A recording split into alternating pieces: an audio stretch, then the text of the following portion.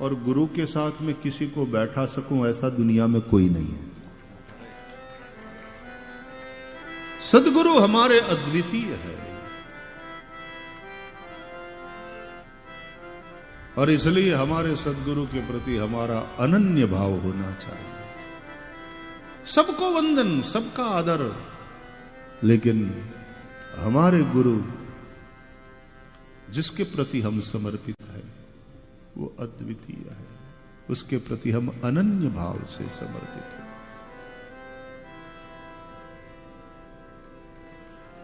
गुरु में वो जो व्यक्ति है उसमें दोष हो सकते हैं, होते हैं, क्योंकि दुनिया गुण दोषमय है। किरतार नहीं बनाया, गुण दोषमय।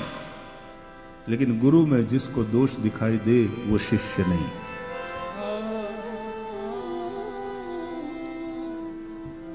गुरु के दोषों की ओर दृष्टि जाए वो शिष्य। व्यक्ति के रूप में हर आदमी अधूरा है, लेकिन वो जो गुरुत्व है वो पूर्ण है। और हम व्यक्ति पूजा नहीं, हम गुरु पूजा करते हैं। व्यक्ति पूजा अलग चीज हो गई, गुरुत्व पूर्ण है, व्यक्ति अधूरा है। इसलिए जब ये उपनिषदों में है कि जब अभ्यास पूरा हो जाता है गुरु की सन्निधि में रह करके इतने वर्ष पर्यंत पढ़ाई पूरी करके, और फिर विद्यार्थी जब जाता है गुरु की आज्ञा लेकर के, आशीर्वाद लेकर के, तो वो जो कॉन्वोकेशनल एड्रेस है वो उपनिषदों में है। उसमें गुरु कुछ आदेश, संदेश, उपदेश देता है। मातृदेवो भव, पितृदेवो भव, आचार्य देवो भव, अतिथि देवो भव, स्वाध्यायान्मा प्रमद आदि आदि कहते समय कुछ आदेश, कुछ संदेश, और वो संदेश कुछ उपदेश है कि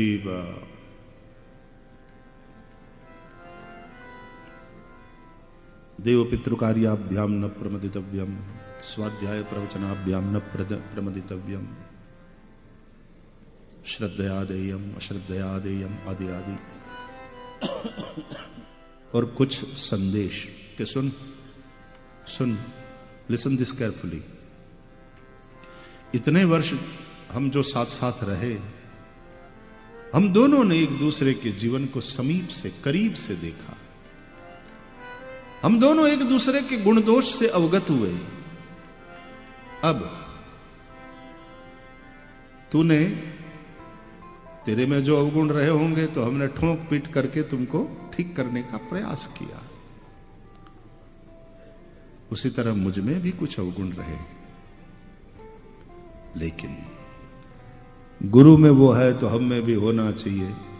please don't think like that. ये वो कमजोरियां हैं जिसको अभी हम खुद ओवरकम नहीं कर पाए।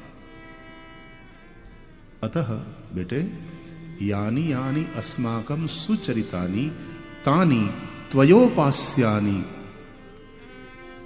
नो इतराणि। जो जो अच्छी बातें तुमको हम में दिखी हो, केवल तुम्हें उसी का अनुसरण करना, अन्य बातों का।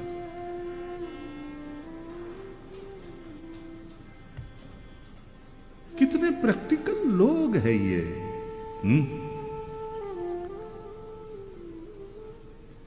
अपूर्णता स्वीकार,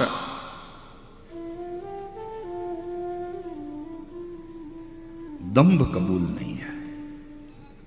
दंभ नहीं कि बेटा मुझ में भी कुछ दोष, व्यक्ति के रूप में मैं भी अधूरा हूं, यहां सिवाय परमात्मा के कोई भी पूर्ण नहीं है। तो यानि यानि अस्माकं सुचरितानि तानि त्वयोपास्यानि नो इतराणि।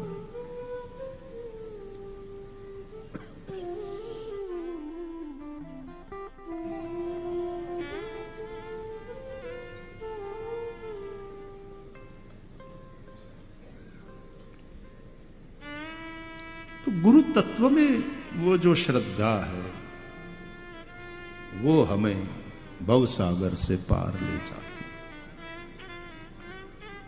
जब गुरु के दोष दिखाई पड़ने लग जाएं और फिर गुरु के दोषों में ही दृष्टि स्थिर हो जाए, सावधान, बहुत नुकसान होगा, बहुत नुकसान होगा। और एक दर छोड़कर कहीं अन्यत्र चले जाओगे तो तुम्हारी हालत वहां पर भी वही होने वाली, और फिर भटकते ही रहोगे, भटकते ही रहोगे। गुरु अद्वितीय है,